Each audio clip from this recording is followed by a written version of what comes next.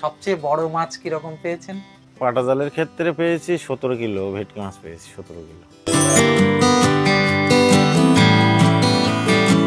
জঙ্গল মানেই তো বাঘের একটা জঙ্গল ঝুঁকি মানে থাকে। হ্যাঁ, বাঘ তো আছে। চোখে পড়ে। দেখা যাচ্ছে আমরা জাল দিতে যাচ্ছি, তার একটুখানি আগে বাঘ হেঁটে গেল, জাল বসানো হয়ে গেল, দেখা যাচ্ছে ওই বাঘ ওখানে আছে, আবার ওই গিয়ে খাল পার হচ্ছে। নমস্কার বন্ধুরা, আমরা এই মুহূর্তে রয়েছি সুন্দরবন জঙ্গলের লাগোয়া একটি গ্রামে, উত্তর 24 পরগনার সুন্দরবন হেমনগর কোস্টাল থানার হেমনগর গ্রামে। আমরা এখন এমন একজন মানুষের সঙ্গে কথা বলবো, উনি নিয়মিতভাবে সুন্দরবনের জঙ্গলে বা জঙ্গল লাগোয়া এলাকাতে মাছ ধরেন। তো ওনার কাছ থেকে আমরা জেনে নেব মাছ ধরার পদ্ধতি সম্পর্কে। আচ্ছা, প্রথমে জেনে নেব আপনার নাম। অচিন্ত মণ্ডল। আচ্ছা, আপনি তো দীর্ঘদিন ধরে সুন্দরবন জঙ্গলে মাছ ধরতেন। মাছ ধরার তো বিভিন্ন রকম পদ্ধতি রয়েছে, বড়শিতে মাছ ধরা, জালে মাছ ধরা। তো আপনি কোন পদ্ধতিতে জঙ্গলে মাছ ধরতেন? আমি দু রকম পদ্ধতিতে মাছ ধরি, এক বড়শিতে আছে আর 2 নম্বর হচ্ছে পাটা জাল। তো এই পাটা জাল কিরকম হয় সেটা, বা মাছ ধরার পদ্ধতিটা কি সেটা যদি একটু বলেন। পাটা জাল ওই ফাঁসালো প্লাস্টিকের যে ফাঁট জাল আছে না, লাইলন প্লাস্টিক যেটা বলে, আচ্ছা। ওর ফাঁট জাল, ওটা ওই বল লাগিয়ে আমরা দু সাইডে বল লাগিয়ে ওটা জাল তৈরি করে নিই। দেখা যাচ্ছে একটা খাঁড়ি আছে 60 হাত 70 হাত চওড়া, কি 100 হাতও চওড়া হয়। আচ্ছা। এবার যখন ওই ভাটাবেলায় জল সরে যায়, তখন ওই জালটাকে আমরা ওই আংড়া দিয়ে দিয়ে দিয়ে দিয়ে নিচের বটটাকে মাটিতে বসিয়ে দিই। আচ্ছা, আংড়া বলতে কাঠের তৈরি, এরকম ছোট ছোট আংড়া টাইপের, যেটা যাতে স্রোতে জালটা না ভেসে যায়। ওঠে। হ্যাঁ, এবার অ্যাকচুয়ালি আমাদের জঙ্গল সম্পর্কে জঙ্গলের মতে ওটা বলে কুটো। হ্যাঁ, আংড়াকে কুটো বলে। হ্যাঁ। সাধারণভাবে ওটা আংড়া বলবে, যে দেখবে সে আংড়াই বলবে। আচ্ছা। দিয়ে জালটাকে বসিয়ে দেওয়া হয়, দিয়ে আর মাটি চেপে রেখে দেওয়া হয়।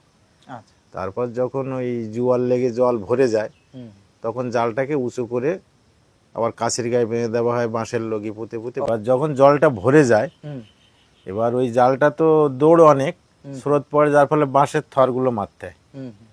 দেখা যাচ্ছে একটা খালে 7টা 8টা থর বসাতে হয় বাঁশের। আগে গেঁয়ো ছিল, এখন ওসব বন্ধ হয়ে গেছে, এখন বাঁশের নিয়ে বন্যাবেলায় ওই জালটা আর উঁচু করে দিতে হবে। তখন মাছগুলো সব আটকা পড়ে যাবে। হ্যাঁ, মাছগুলো আটকা পড়ে যায়, অনেক সময় জাল কেটে বেরিয়ে যায়, বড় বড় মাছ জাল ফাটিয়ে দিয়েও বেরিয়ে যায়। আচ্ছা।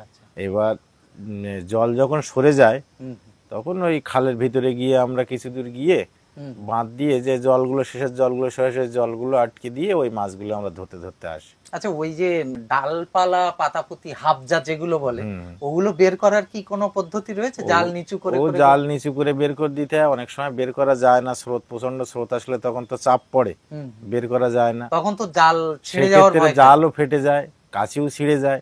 আচ্ছা। আর ওই লাস্টে যখন ওই লাস্টে একদম দেখা যাচ্ছে ফাড়লো না, কিছু হলো না, তখন ওই হাত দিয়ে হাফজাগুলো সব ফেলে দিই আমরা। ও, তাহলে মানে সারাক্ষণ ও খাটনি, জোয়ারে কিচ্ছু না, ভাটাবেলায় কষ্টটা বেশি। ওই জল যখন সরে আসে তখন হাফজাগুলো ওই ভাটাবেলাতেই। হ্যাঁ, অনেক সময় জাল নিচু করে করে করে করে বেশি হাফজাগুলো সরিয়ে দেওয়া হয়, কমগুলো থাকে। আচ্ছা।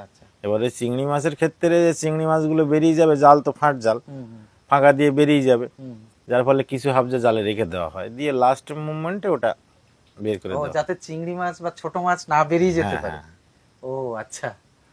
কারণ ফাঁস তো মোটে না হলেও এই বুড়ো আঙুল গেলা এর থেকে বড় ফাঁস, 2 আঙুলের ফাঁসও আছে। আচ্ছা, তো চিংড়ি মাছ ছাড়া আর কি কি মাছ ধরা পড়ে? আপনার চিংড়ি, ভেটকি, দাঁতনে, পায়রা, কান, পার্শে, তপস্যে, ভোলা, জাবা, সব রকম মাছ। তার ভিতরে আপনার নিষিদ্ধ আছে যেটা আমরা শঙ্কর মাছ বলি। শঙ্কর মাছ খালে ওঠে না। কৈবল মাছ নিষিদ্ধ আছে, টেপা মাছ নিষিদ্ধ আছে, এই মাছগুলো নিষিদ্ধ, ধরা নিষিদ্ধ। ধরা পড়লেও সেগুলো ছেড়ে দিতে হয়। হ্যাঁ। সবচেয়ে বড় মাছ কিরকম পেয়েছেন? আমি পাটা জালের ক্ষেত্রে পেয়েছি 17 কিলো, ভেটকি মাছ পেয়েছি 17 কিলো। বাহ, তো অনেক বড় মাছ। তো অত বড় মাছ মানে জালে রাখা তো মুশকিল, ছিঁড়ে বেরিয়ে যাবে। ছিঁড়ে বেরিয়ে যায় অনেক ক্ষেত্রে, একবার দুবারও ঘাই মেরে আস্তে আস্তে। বড় মাছ তো, বড় মাছ আবার কাটে খুব কম, কিন্তু যেগুলো 1.5 কিলো 2 কিলো, এইগুলো রিস্ক বেশি, ছটফট করে বেশি, ওরা ছটফট করে বেশি, ওরাই জাল কেটে যায় বেশি। ও, বড় মাছ 1-2 বার জালে গায়ে এসে ঘাই খেয়ে থেকে যায়। চুপচাপ হয়ে যায়। চুপচাপ হয়ে যায়। তো 17 কেজি ভেটকি মাছ কি জালের ধারে এসেছিল না উপরের দিকে ভেসেছিল? না জাল ছাড়া একদম দূরে ও শুয়েছিল, হাফজার উপর শুয়েছিল। বাহ, তা ওটার দাম পেয়েছিলেন কিরকম? তখন পেয়েছিলাম 450 টাকা, ওটা 3 বছর আগে। 450 টাকা কেজি। স্থানীয় খটিতে বিক্রি করেছিলেন না? হ্যাঁ, স্থানীয় খটিতে। আমাদের পক্ষে অত কষ্ট করে এসে, আর আমাদের তো বরফের ব্যাপার না, আমাদের টাটকা মাছ। ও আমি বরফের কাজ করি না, ডেলি যাই ডেলি আসি। আচ্ছা আচ্ছা। জঙ্গল মানেই তো বাঘের একটা জঙ্গল ঝুঁকি মানে- থাকে। হ্যাঁ, বাঘ তো আছে। চোখে পড়ে। দেখা যাচ্ছে আমরা জাল দিতে যাচ্ছি, তার একটুখানি আগে বাঘ হেঁটে গেল, জাল বসানো হয়ে গেল, দেখা যাচ্ছে ওই বাঘ ওখানে আছে, আবার ওই খাল পার হচ্ছে। বাবা, মানে সারাক্ষণ সতর্ক থাকতে হয়। সতর্ক থাকতে হয়। যতক্ষণ বনে থাকাবে ততক্ষণ মানে জীবনের কোনো নেই, দাম নেই। মানে খাল পার হচ্ছে মানে কি ওর মতো ওর পথে চলে যাচ্ছে। ওর মতো ওর পথে যাচ্ছে। এবার ও যদি মানে চোখে চোখে পড়ে যায়, অনেকক্ষণ দেখাচ্ছে ওদের শিকার অবস্থায় পড়ে যায়, তখন কিন্তু বিপদ হয়ে যায়। আর ও তো একসঙ্গে অনেক মানুষ থাকলেও যাকে টার্গেট করবে তাকেই টার্গেট করবে। তবে কি সতর্কতাভাবে চলতে পারলে সব থেকে ভালো, কারণ ও তো একটা প্রাণী। এবার মানুষ তো সবচেয়ে হিংস্র মানুষ, তার উপরে তো কেউ নেই। যা কিছু ও যদি সেইভাবে যদি করে, ওর সামনাসামনি যদি দাঁড়ানো হয় তো পিছিয়ে যেতে বাধ্য হয়। ওদেরও ভয় আছে। এমনি হেঁটে গিয়েছে, জাল ফাল ধরেছে, হেঁটে যাচ্ছে, ওর মতো হেঁটে বেরিয়ে গিয়েছে, আমরা তার পরে নামলাম। আপনারা মোট কতজন যান নৌকোতে? 6 জন। পাটা জালের ক্ষেত্রে 6 জন। খুব পরিশ্রমের ব্যাপার, মানে জাল দেওয়ার সময়টা। হ্যাঁ হ্যাঁ, পরিশ্রমের ব্যাপার। ও হাঁটুর উপরে পাঁক আছে, সেই পাঁকে জাল বসাতে হয়, জাল বসিয়ে মাটি দিয়ে। অনেক সময় দেখা যাচ্ছে খাল ছাড়া নৌকা অনেক দূরে, মানে খালে চর পড়ে যায়, জাল কাঁধে করে নিয়ে গিয়ে সেখানে জাল বসাতে হয়। ও ভাটা বেলায় জাল বসাতে হবে। জল পড়ে গেলে জাল বসাতে হবে। আচ্ছা, তাহলে বেশিরভাগ খালে ভাটা বেলায় পুরো শুকিয়ে যায়, মানে জল পুরো চলে যায়। প্রায় খুব বড় খালগুলো অল্প জল থাকে, হাঁটু সমান জল টল থাকে, সেগুলোর ক্ষেত্রে দেখা যাচ্ছে জল আর পড়ে না, তখন ভেতরে গিয়ে খেওলা জাল হোক বা ওই জালের কিছুটা অংশ মানে থাকে নৌকায়, সেগুলো টেনে আসা হয়, টেনে মাছ ধরে নেওয়া হয়। ও, তা ওই মাছ ধরা কি মানে একটা জোয়ারেই যা ধরা হবে না দুটো জোয়ার? না, দেখা যাচ্ছে আজকে এই বিকালে যাচ্ছি, গিয়ে খালে জাল বসানো হচ্ছে, এবার রাত্রে ওই জল ভরে যাচ্ছে, আচ্ছা, গিয়ে জল সরে গেল, তারপর ওই সরে গেলে ওই মাছ ধরে নিয়ে। ও, মানে একটা জোয়ার? একটা জোয়ার। আমরা ম্যাক্সিমাম 3টে করে খাল মারি, ম্যাক্সিমাম 3টে করে খাল বলতে ওটা 3 জায়গাতে জাল আলাদা আলাদা পাতা থাকবে? আলাদা আলাদা জাল দেওয়া হয় 3টে। ও আচ্ছা আচ্ছা। জালগুলো দিতে ম্যাক্সিমাম 1 ঘন্টা করে লেগে যায় একটা খালে, কারণ লোকজন থাকে তো মেলা, কেউ কাশি বানলো, কেউ একজন জাল বসানো হচ্ছে, আর একজন মাটি দিয়ে আসলো। আচ্ছা, এইভাবে সময়টা কম লাগে।